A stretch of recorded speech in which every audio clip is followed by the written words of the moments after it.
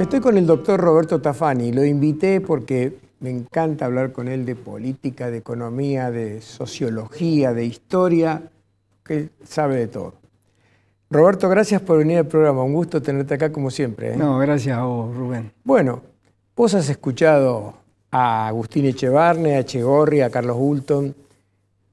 ¿Qué impresión tenés vos del rumbo que ha tomado el país, de la gestión que está desarrollando el presidente, de la respuesta que ha tenido por parte de ciertos sectores sociales? ¿Qué impresión general tenés? Positiva. Yo te voy a ser claro. Las restricciones de la herencia han sido brutales. Durante décadas y décadas, todos estos economistas que hoy están con la sintonía fina, que hay que salir del atraso cambiario, que esto, que lo otro, a veces a mí me parece que hablan más por resentimiento que por otra cosa, porque nunca hemos podido alcanzar equilibrio fiscal, salvo 3 o 4 años durante la época de Menem y 2 durante la época de Kirchner, y resulta que cuando vino una persona que se encontró con un país totalmente desquiciado, ¿qué querés? ¿Que vayas a pasar el peine fino? Tuvo que ir a los hachazos y logró esto, que es un trimestre con superávit fiscal. Un logro increíble. Y la inflación está bajando. 25, 20, 15, 11. No le busquemos el pelo al huevo. Eso está bajando. Primer punto. Segundo, no puedo menos que suscribir lo que acaba de decir Emilio.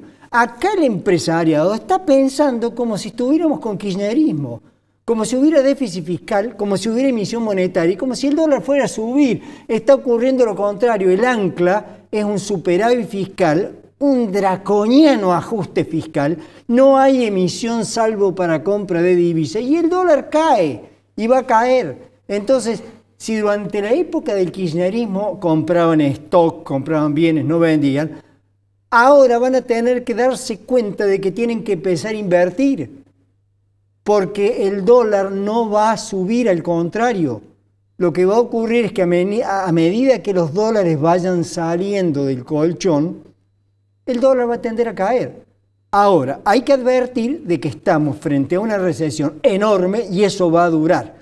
¿De qué va a depender que dure más o menos esa recesión? Del comportamiento de la clase política, que no se le puede pedir milagro, porque son políticos. Y actúan como políticos y piensan en su elección y piensan en la chiquita. Pero tienen que saber, y son responsables, que si ellos no permiten el aumento de la productividad, que es lo que nos hace falta, ya no a través de devaluaciones, porque no va a venir, sino a través de la reducción de los impuestos y de la desregulación. Lo acaba de decir el doctor Carlos Hulton. Estamos en las cavernas y estamos totalmente amordazados de regulaciones. No, ¿acaso no han aprendido la lección de lo que pasó con alquileres? El decreto de DNU, que todavía sigue vigente, aumentó la oferta 1,5 veces de los alquileres. Ha tendido rápidamente a normalizarse, han florecido los alquileres temporarios. Esta clase política que tenemos tiene que reaccionar porque son los responsables de que esto dure más o menos. Pero hay que decir otra cosa, Rubén.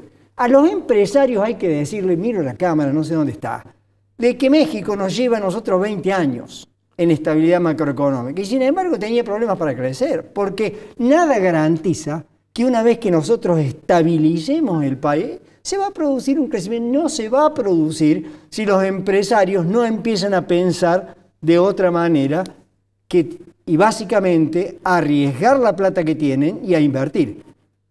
Pero me parece que ese es el escenario que nosotros tenemos que enfrentar. Un comentario, si vos querés, crítico al gobierno, que es lo que a mí me preocupa mucho. Me preocupa mucho que se haya tomado con tanta liviandad las reformas estructurales que hay que hacer. Porque no es solo desregular y todo se arreglará solo. La reforma del Estado hay que poner gente muy capaz, muy competitiva y es mucho, mucho trabajo. Yo me acuerdo, en los años 90, trabajaba en el Ministerio de Economía de la Nación. Y para poder llevar adelante una pequeña reforma, para poder generar competencia entre las obras sociales, ahí comenzó la historia de la competencia entre las obras sociales, resulta que tuvimos que trabajar, pero años, con un montón de expertos, cuesta mucho hacer la reforma del Estado. Y me parece que el presidente, en vez de rodearse con gente capaz, está al contrario desprendiéndose de activos, recursos humanos que los debería haber protegido. Y para muestra vale un botón, Osvaldo Giordano. Fue un error eso. Entonces eso es lo que a mí me preocupa. El tema de la sustentabilidad, de que fue a los hachazos, esto que plantea Rodríguez, que parece que todavía sigue ofendido porque no lo consultaron cuando nombraron el ministro de Economía. ¿Rodríguez del SEMA? Sí, Rodríguez del SEMA, porque dice, bueno, no pagó nada. ¿Y qué iba a hacer él? ¿Qué iba a hacer Roque Fernández si hubiera tomado este paquete? Tenías que tomar medidas de emergencia drásticas y no hemos hablado de la hiperinflación. Eso hay que valorarlo, eso hay que decirlo. Roberto, primer trimestre con superávit primario, ¿no? Sí. Con mucho orgullo lo exhibe.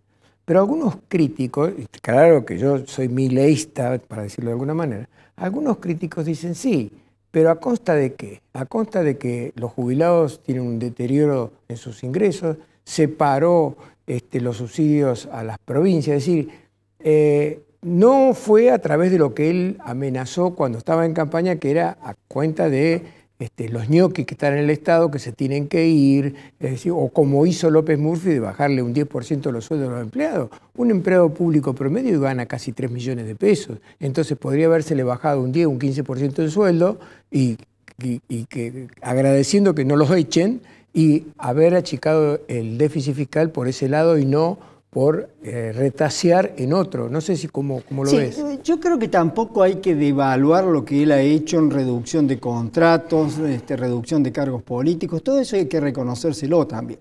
El hacha y la grosería del ajuste es cierto. Ahora, ¿cómo haces vos cuando tenés 3 bases monetarias en la ELIX y los pases que estaban a 24 horas? Es difícil entrar ahí a ir renglón por renglón, como te dicen los expertos que serían prolijos. Y repito, que en 40 años no lograron domesticar el déficit fiscal. Está bien. Entonces me parece que hay que entender, vuelvo al tema inicial, Rubén, restricciones de la herencia han sido brutales. Y me parece que la desprolijidad que se hoy le atribuye, es fácil decirlo desde la tribuna, pero él agarró una situación muy difícil y ahora está controlado. Ahora, hacia adelante me parece que vamos a tener que... Hablemos hacia adelante, sí, porque me enseña que me queda un minuto. Sí. Primero, ¿cuándo ves que caemos, tocamos fondo y empezamos a rebotar? No sé si en B, en L o lo que sea. ¿Cuándo calculás vos? ¿Si en 2 meses, en 3 meses, en la primavera o ya en comienzos del verano? Bueno, yo no puedo decirlo porque la demanda va a aumentar por inversión y no por consumo, porque el salario, como vos muy bien dijiste, quedó atrás. El desajuste de los precios relativos es grande. Ahora, yo quiero advertir contra esto. Andaba circulando la tablita de Melconian de hace 5 años, pero si vos agarrás otras tablas, ya no de 5 años, de 4 o de 3 o de 2, la estructura de precios relativos cambia. Entonces, que no nos vengan a correr con el cuco, a sembrar el pánico. De nuevo, sangran por la herida. Ahora, ¿cuándo va a poder arrancar? No, con el consumo no va a poder ser. No hay salarios ni van a aumentar los salarios. Tienen que venir las inversiones, y las inversiones van a venir cuando levanten el cepo. O exportaciones. Pero con esta carga impositiva, tenemos que sacar el cepo. Pero con esta carga impositiva, hoy escuchaba al CEO de Renault decir, no podemos competir exportando autos porque nos tenemos una carga del 25% de impuestos. En México, Brasil tiene el 7% y México tiene 0% de carga. Entonces no podemos competir. Por eso el Congreso es tan importante. Hay que sacar la ley base y permitir también que venga el blanqueo. Si viene el blanqueo y entran dólares y se emite plata, con plata circulando, va a reactivar antes. Aunque no se levante el cepo, ¿vos crees que entran igual los dólares? Bueno, si vos sacás la ley y empezás a desregular y empezás a crear señales, acá el motor dinámico es la inversión y el aumento de la productividad. Son los empresarios. No pidamos que esto se reactive por mayor consumo de la gente, porque no es así. Sí, eso con lo que dijeron siempre los populistas. Entonces las señales tienen que ser fuertes. Y hoy tenemos que las señales no andan porque la clase política está ahí haciendo macanas y no hace lo que debe hacer. Y los empresarios están pensando que van a devaluar, como si esto fuera el modelo de déficit fiscal y emisión monetaria. Y eso no va a ocurrir. Así que pongan las barbas en remojo. Y te digo una cosa, si quieren comprar un auto, que compren ahora, porque dentro de 6 meses van a comprar menos. Si quieren comprar un departamento, que compren ahora, porque tenemos inflación de 40% en dólares. Claro. Entonces, esta es la cuestión, que hay que entender que las reglas de juego cambiaron. Parece que de la boca para afuera se acepta, pero cuando hay que ponerla, todavía no. Son los empresarios el motor dinámico y son ellos los que tienen que lograr el aumento de la productividad. Mira, acá tuvimos un ejemplo hermosísimo con el doctor Carlos Hulton hoy, peleando en soledad todavía, tratando de acercar a este país a la frontera tecnológica del mundo en el tratamiento como cáncer. Necesitamos clonarlo a Carlos, que haya muchos empresarios como él. Cuando uno mira los estudios internacionales que se han hecho y ve dónde está la Argentina, uno de los problemas que tienen el promedio para abajo en el área de Carlos Hulton son los efectos adversos de la mala atención médica en Argentina. ¿Te das cuenta? Y tenemos empresarios como él que solito remando. Bueno, esa actitud es la que nosotros necesitamos en mucha gente. Pero también el gobierno tiene que tratar... A ver, perdón. Digo esto. El gobierno no puede seguir con esta torpeza vincular del presidente Milei.